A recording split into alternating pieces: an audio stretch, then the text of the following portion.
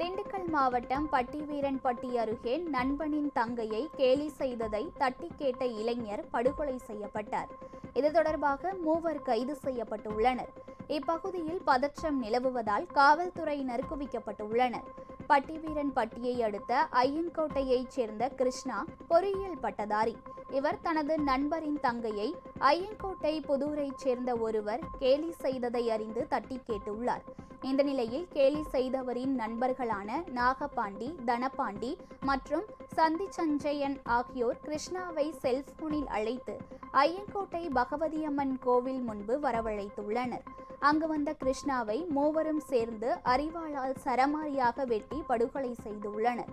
இது தொடர்பாக வழக்கு பதிவு செய்த காவல்துறையினர் 3 கைது செய்து விசாரணை நடத்தி வருகின்றனர். கொலை சம்பவம் காரணமாக ஐயங்கோட்டை மற்றும் சுற்றுவட்டார பகுதிகளில் பதற்றம் நிலவுவதால் அசம்பாவிதங்களை தவிர்க்கும் பொருட்டு போலீசார் குவிக்கப்பட்டுள்ளனர்.